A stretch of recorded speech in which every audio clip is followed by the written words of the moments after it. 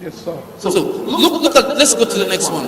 Where are we now? Yeah. Yet you do not have. He said, you ask and do not receive. Why? You see what I'm talking about? Because you what? You ask amiss that you may spend it on your pleasure. You just want a car to show that you are a big man. You want a suit to show that you are a big man. God said, I won't give you. That is what the Bible is saying. I won't give you because I'm not on to show. I'm not on to show business. God is not just a fashion man. God, whatever God gives you, it's for his purpose. If he gives you a car, it's so that his people can use it, so that the church can use it. So sometimes you ask God for something he doesn't give you. It's like you are looking for a girl, and the only reason you want the girl is so that you can sleep with her. God will not give you, because you are not acting according to his will. Sometimes even our famine and whatever, we need to check it with this scripture. Let's go. Verse 4.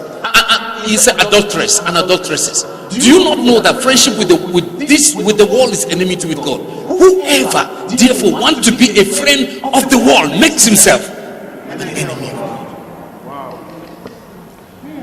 The world is doing their thing. You want to be like the world. The moment you follow the world, you are an enemy of God. This is the new fashion in town, and you want to follow. You have become, the Bible says, you make yourself an enemy of God. Fashion is okay, it's good, but you don't do it selfishly. You don't go it just for your aimless. Sometimes some people fight in the house. My husband didn't mind me this. This woman, her husband bought her this. Me, you are wicked. All those kind of. What kind of nonsense is that? You are following the world. You don't have the money. You enter inside groups of committee of friends that are above your capacity. If they are above your capacity, leave them alone. You live your life and your husband. Why are you following them? That is the pattern of the world. I'm going to deal with that very well. But let's just go. I don't want to talk much. Let's go. Do you think that the scripture says in faith, the spirit dwells in us, yearns for jealousy? He's saying that God is a jealous God, and the Holy Spirit in us is jealous every time you want to go to the world, and he calls that adultery. He said, oh, you adultery and adulteresses, that if you leave God and go to the world, you are an adulterous person. We talk about adultery as somebody who is married and is sleeping with another woman, like a man marrying to another, sleeping with another woman who is married. God is saying that if you are a Christian and you are following the world, you are also an adulterer. Some people go to the shrine, some people go to some other things. All those things you don't. He said, but what did he say? But he what? What did he say? He what? But he gives grace more. He gives more. Therefore, he says, God resists the proud, but give grace to who? And who are the humble people? They are people that say that I don't know. People that every time they will say, God, I don't know this thing, please show me. People that will go to God and say, okay, I want to do this thing, but I'm ready. If it is not your will, please God, I'm not going to do it. I want to travel, but it is not your will, I don't want to travel. If you call me to stay in Bokos, finish ministry in Bokos, die in Bokos, Lord, I'm willing. If you call me to just minister here, Lord, I'm willing. If you call me, I will never climb the pulpit, God, I'm willing. That is the grace. But God give grace. More grace. Lift up your hands and say more grace. So he said, therefore, submit to God, resist the devil, and he will. Yeah, then it says, read that together. Therefore,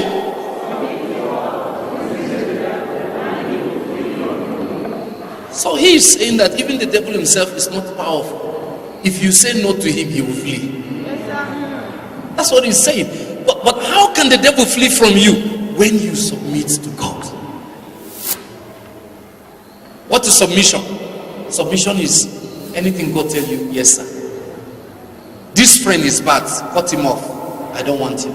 You know the youth today, we are so much, our heart, we want everything.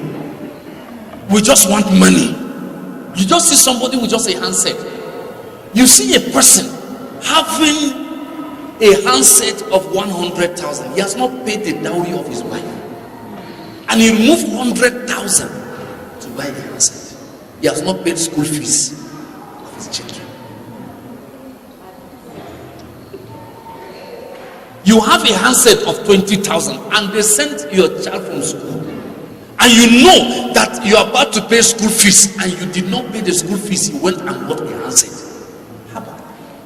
And then you are asking God to bless you. God is not a fool. Even if I'm God, I won't do it. I give you the 20,000. You didn't pay the school fees. Then you went and bought an expensive handset.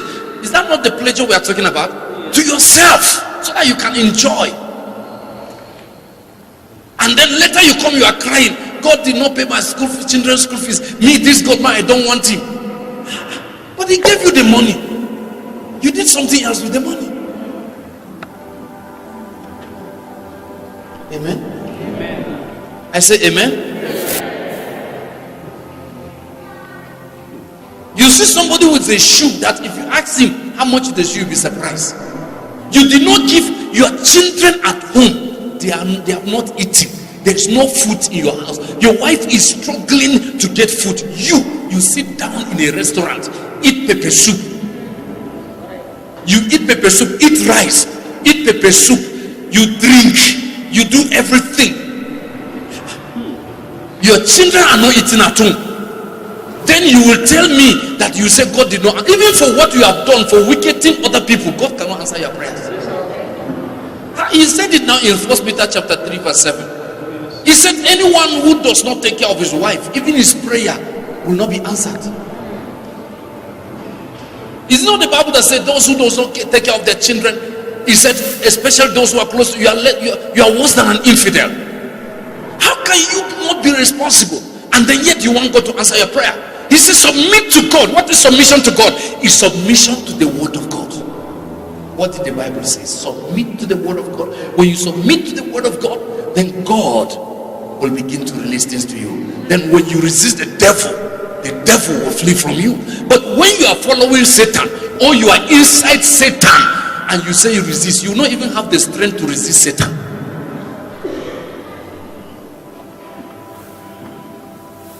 But you need to submit to God. Then you resist the devil and you will what? I don't know if I say something and it touches you, and like I was preaching somewhere and the pastor said, please go ahead. He said, please move. I said, where did I stop? He said, no, just you are talking on this. He didn't want me to continue. I knew that there was a problem there, so I stayed for 30 minutes. He wasn't comfortable. When we finished, the wife said, this thing you are saying, it is in our house. The word of God doesn't care about anybody. If you are here, submit yourself to God. You will see the wonders of God in your life. How can a big man like you, God created you, and then you are drinking secretly, you go and hide somewhere, and you are taking alcohol and smoking, and nobody will know you. Is it not a shameful thing? If you want to drink, do it. Let the devil know that you are doing it. You are with him. Let everybody know. Don't be a hypocrite. So that when you come to God, we know you come to God.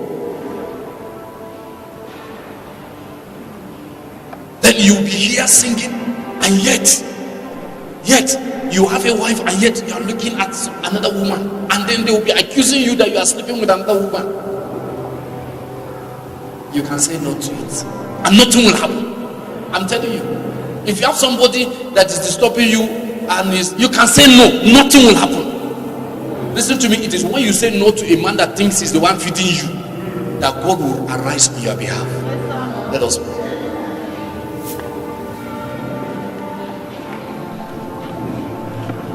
Tell the Lord that, Father, give me grace to submit to you, and I will resist the devil. It is not God that will resist the devil for you. That is the question. That's what I'm teaching now. It is not God that will resist the devil. It is you. It's not God that will humble himself. It is you. You are the one that will humble yourself under the mighty hand of God. He said, because God resists the proud, he gives grace to the humble. Lift up your hands and say, Father, I need your grace. I thank you, Father, for your grace, because the grace of God appeared to all. Father, from today I will walk in your grace. I will walk in the power of your grace. Thank you, Lord Jesus. We give you praise. We give you praise. Hold the hand of somebody close to you and say, from today you will walk in divine grace. From today you will stand with God. This week shall be a great week for you. Shall be a great week for you. The Lord will strengthen you. The Lord will show you his favor. The Lord will show you his power. The Lord will show you his mercy. power to say no is released upon you. You will walk right. You will not walk in the life of sin any longer, because sin is dangerous. In Jesus' mighty name we pray. Lift up your hands and as I pray. Father, I thank you for everyone here. I pray that the grace of God that appeared to all men has appeared to, the Bible says the grace of God that appears to all men teach us to say no. This grace that has appeared to all of us, Father, today may we go with the grace to say no to sin. May we go with the grace to walk away from things that are not right. Father, our body from head to toe, we commit them as instruments of righteousness. From today, we will not take ourselves to sin. We will walk in righteousness. Thank you, Almighty God, because you have answered us in Jesus' mighty name.